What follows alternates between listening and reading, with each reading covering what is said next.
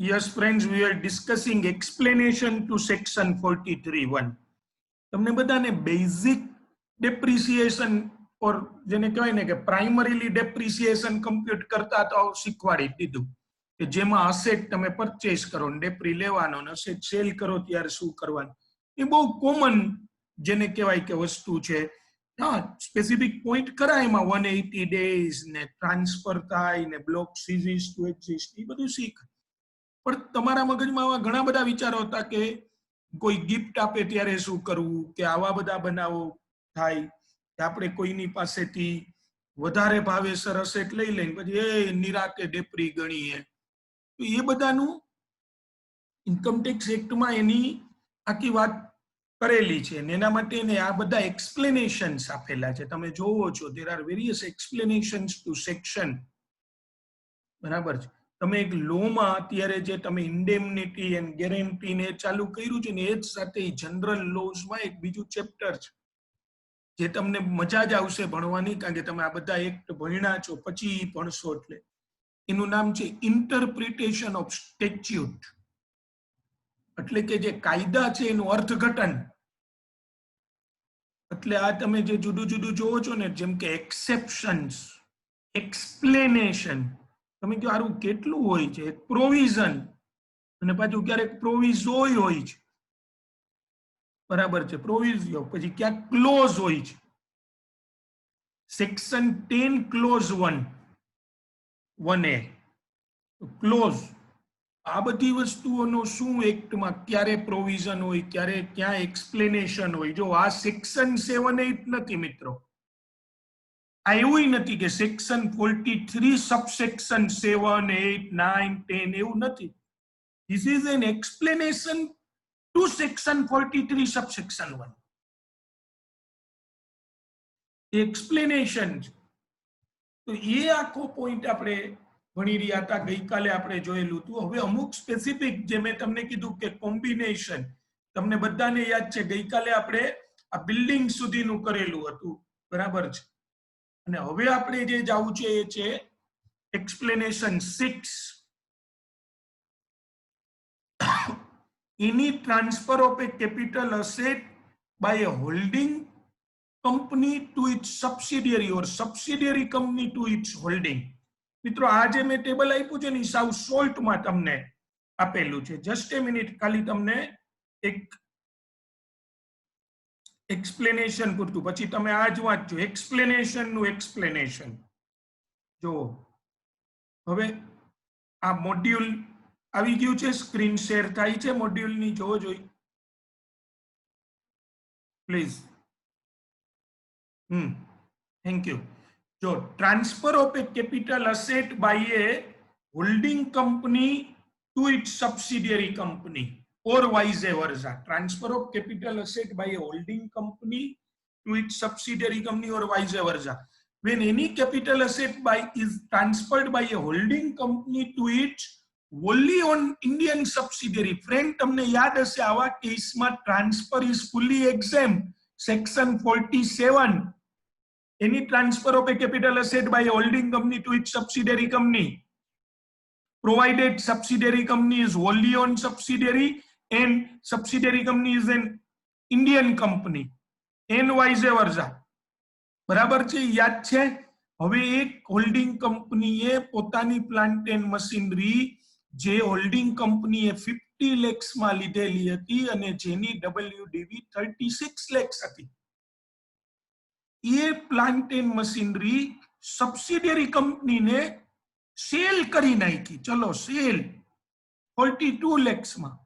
એટલે ટેકનિકલી જોવા જાવ તો હોલ્ડિંગ કંપનીને 42 લેક્સ માઇનસ 36 લેક્સ, માની લ્યો બીજી કોઈ બ્લોકમાં અસેટ નથી તો 6 લેક્સનો હોલ્ડિંગ કંપનીને શોર્ટ ટર્મ કેપિટલ ગેઇન થયો છે. ફરીથી એકવાર 50 લેક્સ હોલ્ડિંગ માટે ઓરિજિનલ કોસ્ટ હતી, ડેપ્રિસિએશન લીધો 36 લેક્સ. એઝ્યુમ કરી લ્યો કે ઓપનિંગ WDV 36 લેક્સ.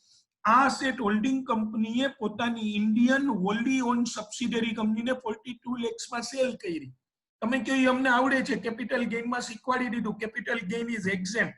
મિત્રો એનો વાંધો નથી, એ તો આવડે જ છે તમને કે હોલ્ડી ઓન છે, ઇન્ડિયન છે.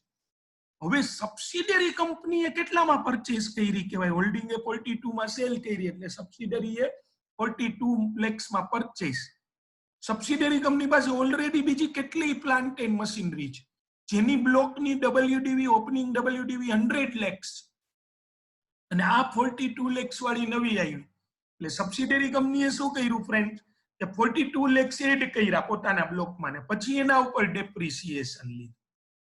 હવે જો તમને આમાં કઈ વિચિત્ર લાગે છે, હોલ્ડિંગ કંપની બુકમાં જે પ્લાન્ટ એન્ડ મશીનરી 36 lakhs ની હતી, હોલ્ડિંગ એ 42 lakhs માં બતાવી કે ભાઈ અમે વેચ.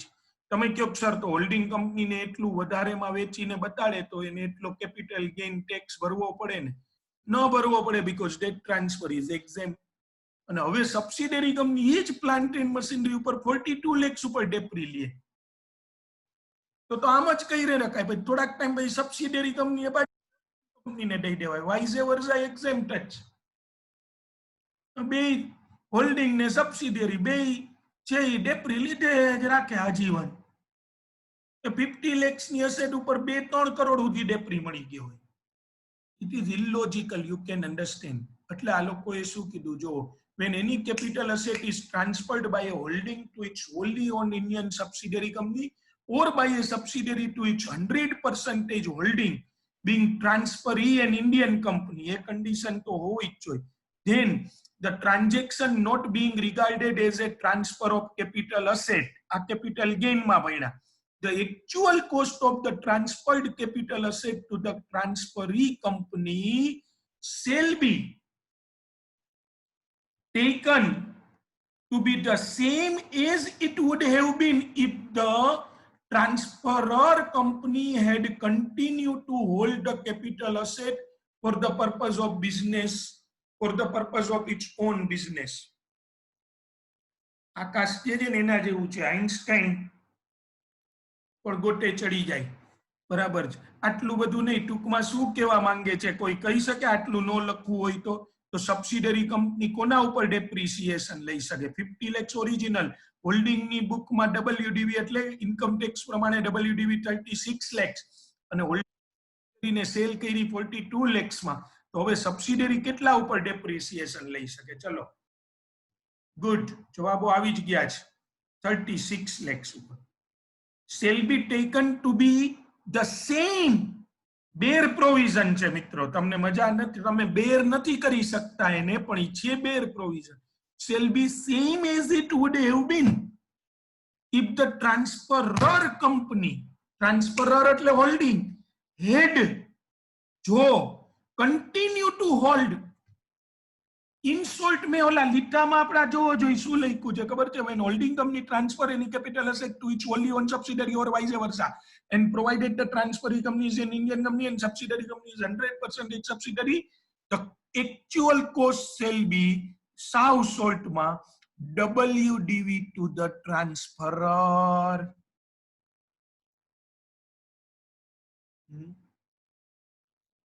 આઇન્સ્ટાઈન રૂલ પ્રમાણે ઇન્કમ ટેક્સ ભણવા બેઠા એટલે અઘરું લાગ્યું હશે.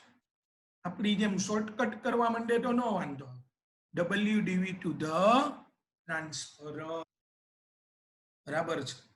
એટલે એટલું યાદ રાખી લ્યો. તો હોલ્ડિંગ ટુ સબસિડિયરી માં WDV to the holding, subsidiary to holding માં WDV to the સબસિડિયરી. બરાબર. પછી capital asset transferred by the amalgamating company to the amalgamated company. આનો તો આપણે ડેપ્રી ગણતાય શીખા છીએ, પ્રપોઝનેટ ડેપ્રી. અમલગમેટેડ કંપનીના એક્ચ્યુઅલ કોસ્ટ, કારણ કે જે વર્ષે ટ્રાન્સફર કરી ત્યારે પ્રપોઝનેટ, પછીના વર્ષે તો ખાલી અમલગમેટેડ ને જ મળે. તો in scheme of amalgamation, if capital asset is transferred by ટિંગ કંપની ટુ ધ ટેડ Indian company, this transfer friend is also exempt. The actual cost of the transfer capital asset to the amalgamated company will be taken at the same amount as it would have been taken in case of amalgamating company. તો amalgamated company માટે of the asset શું થાય? actual cost of the asset WDV to the amalgamating company. Same principle is applicable in case of demerger. Demerged company to resulting. Resulting company નો નવો block બનાવો એમાં add actual cost કઈ લેવાની? WDV to the demerged company. Everyone. તો આ 3 point holding subsidiary અમલગમેશન અને ડીમર્જર two resulting. મિત્રો આવું આપણને સારું જે પૂછતા નથી પણ ક્યારેક કદાચ આમ તમારે એવું મેન્ટલી પ્રિપેર રહેવું કે એક્ઝામમાં પૂછે write a short note on explanation to section 43(1) that is a determination of actual cost in certain special circumstances. At least discuss 4 points, કોઈ any 4 points. ક્યારેક પૂછી શકે તમને હવે યાદ રહે છે સાયન્ટિફિક રિસર્ચ માટે લીધી હોય, ગિફ્ટ માટે લીધી હોય, એનહાન્સ કોસ્ટ થી લીધી હોય ટુ ક્લેમ હાયર ડેપ્રી, બરાબર છે. Sale and reacquisition of the same, sale and reacquisition, sale and lease back, sale and lease back, બરાબર છે. પછી building which was earlier used for personal purpose subsequently brought into the business.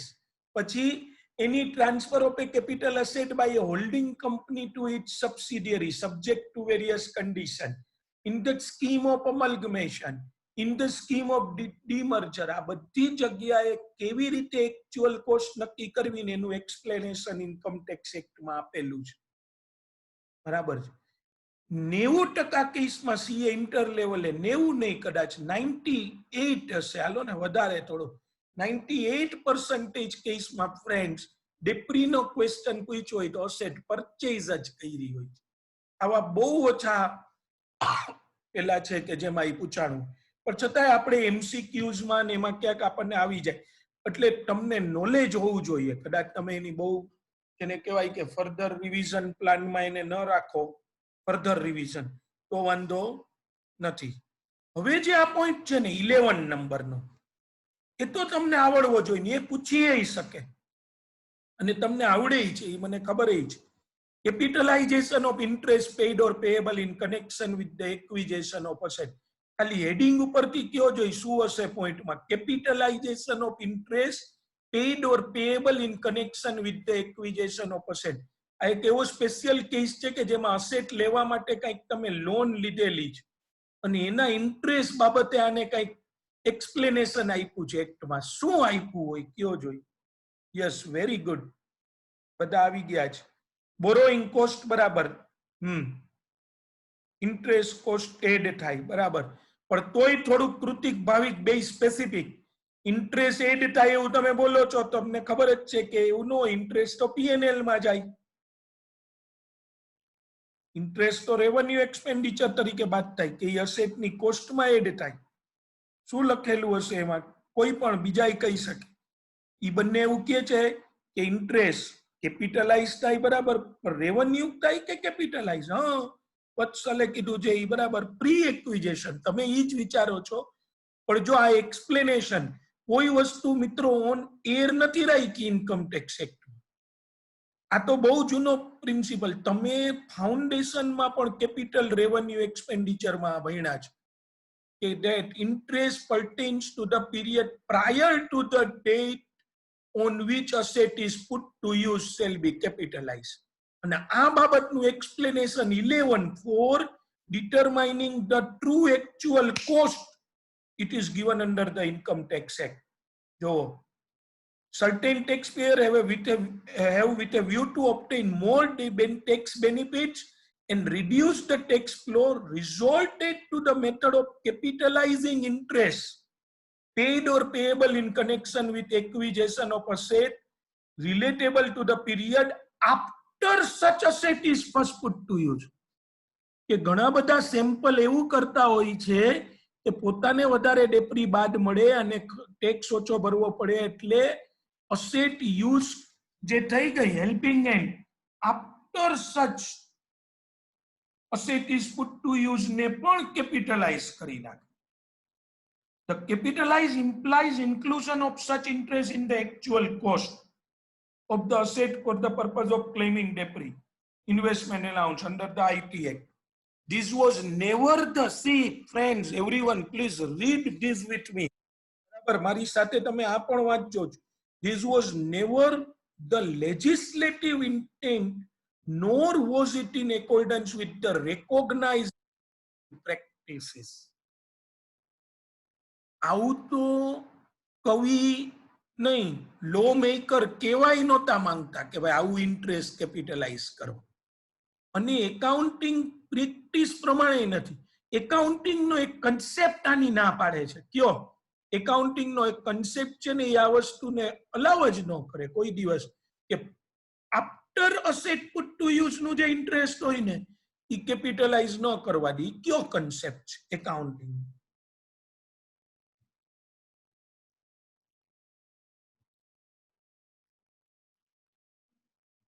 Sir ભણાવો ને, income tax ભણાવતા હોય, account ક્યાં વચ્ચે નાખું છું? એવું નહીં. કયો કન્સેપ્ટ? એસ બરાબર, હા, matching. Good Akash, matching concept. AS તો સાચું જ સાગર. એસ એકાઉન્ટિંગ સ્ટાન્ડર્ડ છે ને, એ ચૂંટેલા એકાઉન્ટિંગ કન્સેપ્ટ છે.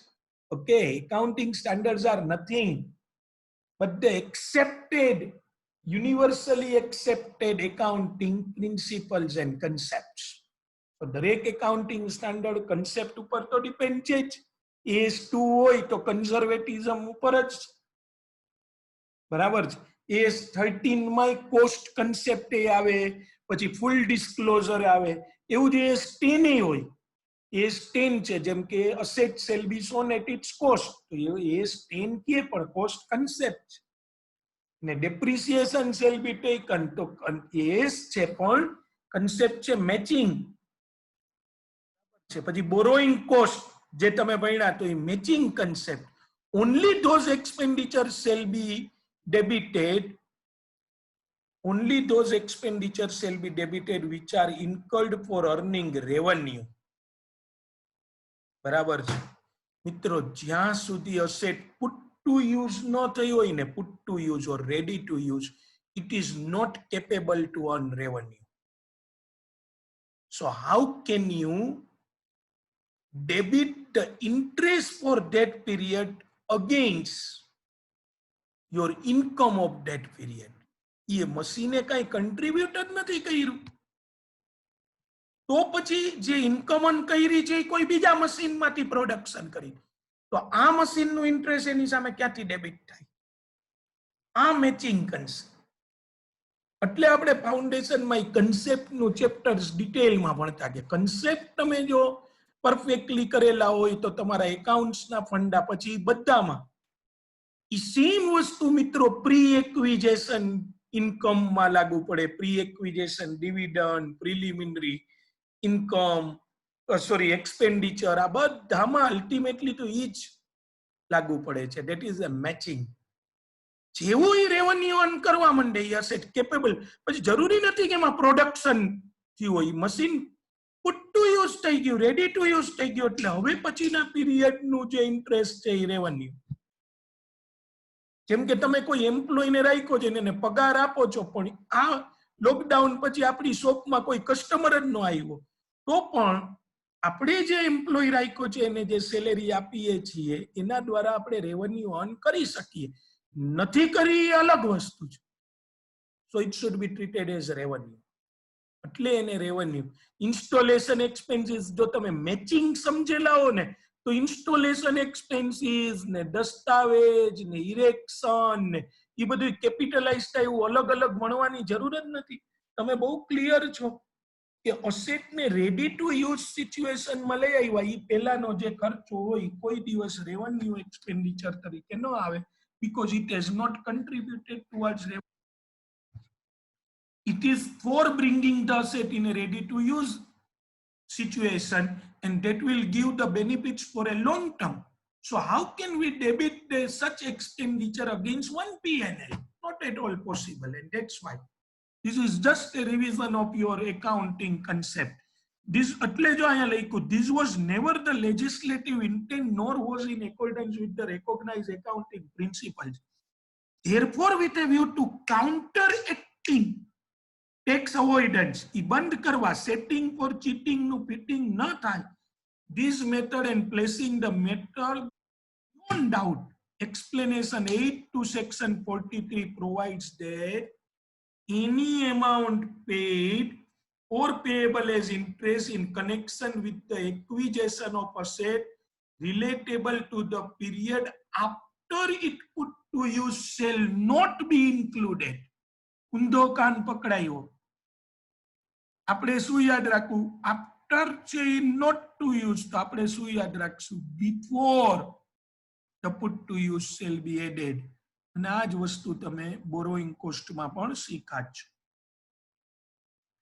Amount of duty of excise or additional duty leviable shall be reduced if credit is claimed.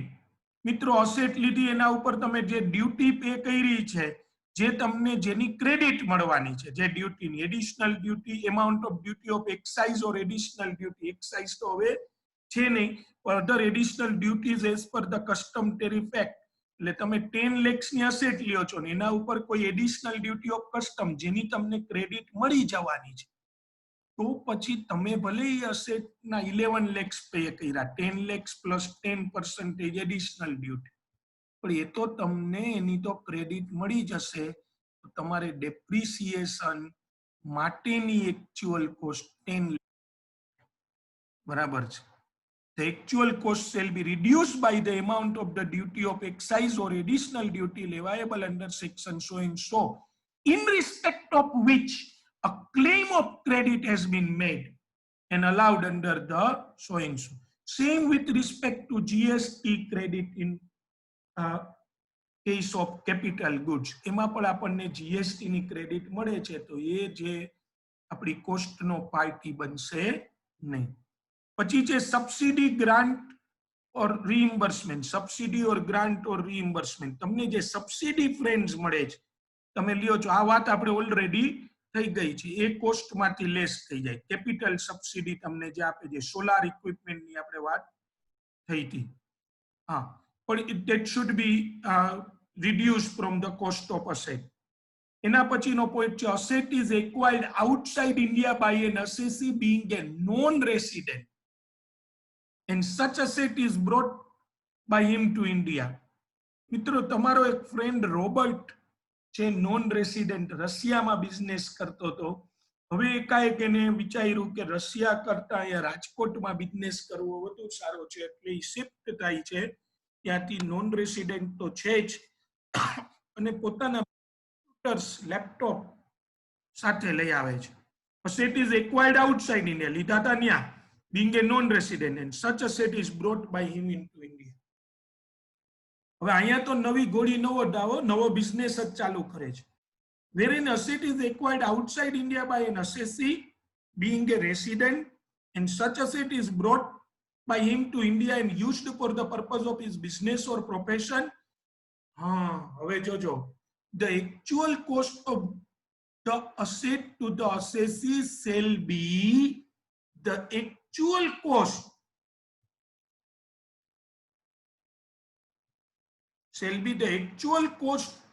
to the assessee as reduced by amount equal to the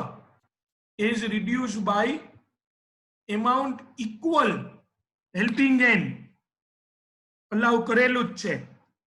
Reduced by amount equal to the amount of depreciation calculated at the rate in force that would have been, नहीं आना ऊपर, that would have been allowable had the asset been used in India. મિત્રો શું કર્યું? Building નું કઈ યાદ આવે છે? બિલ્ડિંગ જેવું ગુડ ટીમ્ડ. શાંતિથી છે ને, કોઈ ગોખણપટ્ટી કે કશું જ નહીં. પેલા પોઈન્ટ સમજવાનો કે શું થયું, નોન રેસિડેન્ટ ત્યાંથી અહીંયા લઈ આવ્યો, શું પ્રોબ્લેમ પડે એ સમજવાનું. આટલું ખાલી કરશો ને, ત્યાં 90% કેસમાં તો તમે એમ કહી શકશો કે આની પ્રોવિઝન આવી હોવી જોઈએ, અને એ જ હશે. એ ભાઈએ 50,000 રૂપીઝ ઇક્વિવેલન્ટ ગણો, ત્યાં તો રૂબલમાં લીધું હશે રશિયામાં. એ કમ્પ્યુટર હવે ભારતમાં લઈ આવે છે, તો ઓલું એને 1.5 વર્ષ પહેલા લીધું. તમે કીધું એને જેટલો ડેપ્રી અલાવતી હોય ની વાત કરો. મિત્રો એને તો ત્યાં રશિયામાં ડેપ્રી તો ક્યાં મળતો હતો? એ તો નોન રેસિડેન્ટ ને બિઝનેસ અહીંયા રશિયામાં.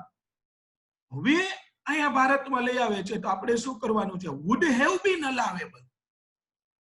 જો અહીંયા had the asset been use, જો એ અહીંયા હોત તો એને કેટલો ડેપ્રી મળ્યો હોત? એને અસેટ લીધી ત્યારથી અત્યાર સુધીમાં એટલો ડેપ્રી બાદ કરીને ઓપનિંગ ડબલ્યુડીવી જે આવે અસેટની, it will be the actual cost. Everyone બરાબર છે? પછી આ સ્કીમ ઓફ કોર્પોરેટાઇઝેશનની કાંઈ તમારે જરૂરિયાત નથી.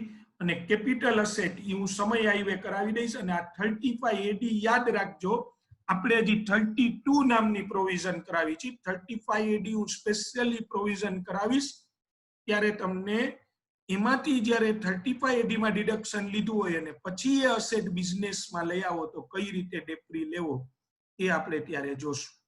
તો મિત્રો આ ઓન એન એવરેજ આપણે બધી જ એક એક્સપ્લેનેશન 1A જે ફાઇનાન્સ એક્ટ 18 થી આવ્યું છે એ જરા જોઈ લઈએ. એ છે ને કદાચ લીતામાં નથી આપ્યું, આમાં આપેલું છે એવરીવન. તો એ જરા કરો ને મીટિંગનો એટલો જ ટાઈમ છે,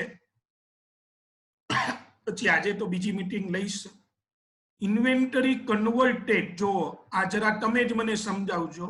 inventory converted into capital asset and used for the business and profession. મિત્રો આપણે કેપિટલ ગેઇનમાં એવું ભણ્યા હતા, conversion of capital asset into stock in trade. ક્યારે એવું બને કે conversion of stock in trade into capital, કોઈ એકાદું example conversion of stock in trade into capital asset? કોઈ એક્ઝામ્પલ તમને એમ કે જો સર આ બિઝનેસ નો સ્ટોક ઇન ટ્રેડ હતો ને હવે એની કેપિટલ એસેટ છે. દાખલા તરીકે જરાક ઝડપ રાખજો. ગુડ. ફર્નિચર બરાબર છે મિતેશ. મશીન કદાચ કયો, ગોલ્ડ નહીં, ગોલ્ડ નહીં, યસ. બિલ્ડર બિલ્ડિંગ બનાવીને રાખી લે, સાચી વસ્તુ. ચલો, અને પછી પોતે જ રાખે, એમાં પોતાની ઓફિસ કરે. પણ આકાશ જે કમ્પ્યુટર કીધું એ બેસ્ટ, કે કમ્પ્યુટર્સ બધા સાચા છે, પણ આ તમને જે રિયલાઇઝ થાય કે તમે તમારો બિઝનેસ જ કમ્પ્યુટર્સ લેવે છે નો, તો તમારી પાસે કેટલાય કમ્પ્યુટર્સ પડ્યા છે, એમાંથી એક કમ્પ્યુટર તમે તમારી પોતાની એકાઉન્ટિંગ રેકોર્ડ રાખવા માટે લઈ લીધું, તમારા ગ્રાહકોને ડિસ્પ્લે માટે, એટલે કે એમાં જુદી જુદી બધી સ્કીમ સમજાવવા માટે રાખ્યું. ઉજારા ટેલિકોમ વાળાએ 25 મોબાઈલ ફોન આઈફોન જે છે પોતાના સેલ્સમેનને બિઝનેસ પર્પઝ માટે આપ્યું. આને કહેવાય સ્ટોક ઇન ટ્રેડ નું કન્વર્ઝન કેપિટલ અસેટમાં. મિત્રો પછી એસી ની શોપ વાળાએ પોતાની જ શોપમાં એસી ફિટ કરી દીધું. ઓલા એસી વેચવા માટે હતા, હવે રાખી દીધું, જેમાંથી કુલિંગ મળે અને એનો શોરૂમમાં લોકો આવે એટલા માટે. તો આવા કેસમાં ઈ એસી ઉપર તમને શું લાગે છે? એને માની લ્યો એડન ઇલેક્ટ્રોનિક્સ વાળાએ જે એસી વેચવા લીધા હતા ને અહીંયા ગોંડલ રોડ ઉપર છે, એમાંથી 3 એસી એને પોતે શોરૂમમાં ફિટ કરી દીધા. એના ઉપર કેટલી રીતે ડેપ્રી લે? What is the actual cost? Can anyone? ઝડપથી. ઓકે, હું જ કહી દઉં છું. Fair market value of such stock in trade shall be the actual cost. Fair market value, એની ઓરિજિનલ કોસ્ટ ને, એને સ્ટોક કદાચ સસ્તામાં મળ્યો હોય, બીજી મીટિંગમાં તરત મળીશું, પૂરી થઈ જાય. સ્ટોક કદાચ સસ્તામાં મળ્યો હોય પણ એની જે ફેર માર્કેટ વેલ્યુ હોય ને એસી હતું 30,000 પર, ફેર માર્કેટ વેલ્યુ 35,000 હતી, તો 35,000 shell be the actual cost. Okay friends, તો આ સાથે સેક્શન 43(1) પૂરું. અને મીટિંગ ગઈ પૂરી. પાછા તરત જ મળીએ જ, કન્ટિન્યુ રાખી છે.